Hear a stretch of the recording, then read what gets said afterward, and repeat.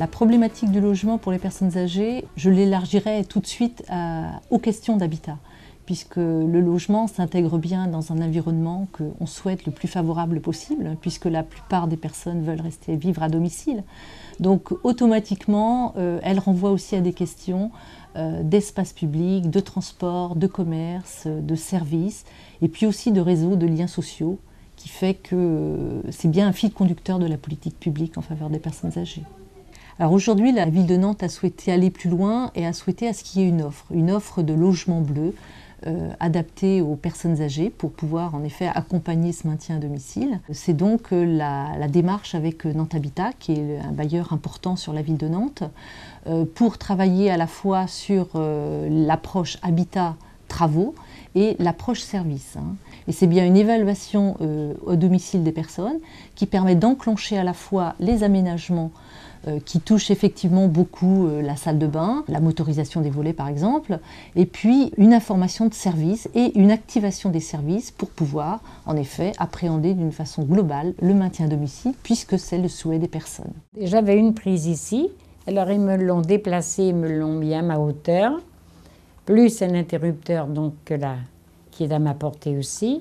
Et là, ils m'ont mis les volets roulants parce que je ne pouvais plus arriver à tirer les ficelles. Et ça, c'est formidable. Je peux vous dire que les travaux qui ont été faits ici, qui vont me permettre de rester le plus longtemps possible dans mon appartement. Ça, je dis ce que je pense et il me faudra me tirer pour me sortir de mon appartement maintenant. Nous sommes tout à fait conscients et les bailleurs nous ont expliqué tous les freins d'effets techniques, voire d'accessibilité des logements, si bien qu'effectivement une partie des logements ne va pas pouvoir être adaptée. Et la ville de Nantes souhaite et s'engage sur ce travail-là d'accompagnement à la mobilité des locataires. C'est avant tout un accompagnement quand même psychologique avec les personnes et leurs familles, puisque c'est important aussi d'intégrer les familles dans ce projet-là. Il faut qu'on prenne du temps avec eux pour pouvoir adhérer à ce projet. J'ai emménagé dans cet appartement au rez-de-chaussée. Je suis très contente parce qu'avant j'avais 2 étages à monter. Maintenant je suis de plein pied au rez-de-chaussée. Tant qu'on peut monter les escaliers, gaillardement ça va. Mais quand on ne peut plus le faire, il faudrait penser à sa vieillesse. Il vaut mieux demander un logement qui soit de plein pied au rez-de-chaussée. Avec ce logement-là, je suis bien, je suis chez moi, je suis beaucoup mieux. Je suis arrivée dans ce logement parce que j'avais des problèmes de santé, qu'on m'avait dit que ces problèmes de santé deviendraient invalidants et j'ai voulu anticiper le phénomène. Donc j'habitais dans un étage, c'était un escalier hélicoïdal, donc j'étais très handicapée pour monter et descendre. J'ai été recontactée par la Nantaise, chez qui j'étais locataire, et ils m'ont recontactée dès qu'une des maisons a été libérée. Grâce aux aménagements qui ont été effectués dans cette maison, je vais pouvoir rester, je pense, j'espère, très longtemps, parce que la salle de bain est opérationnelle.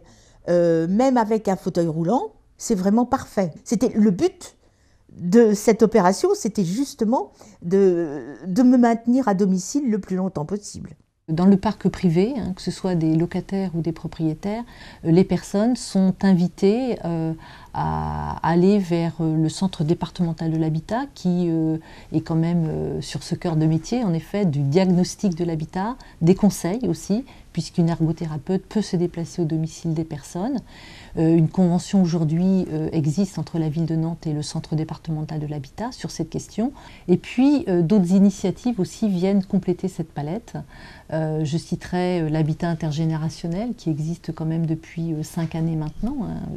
2 associations sont sur Nantes et en effet construisent des binômes, hébergeurs-hébergés. Il y a la colocation senior, il y a les domiciles-services et puis bien sûr il y a aussi les foyers logements. Donc autant de réponses diversifiées qui permettent de répondre en effet à la diversité des demandeurs, en effet, que sont les personnes âgées et leurs familles.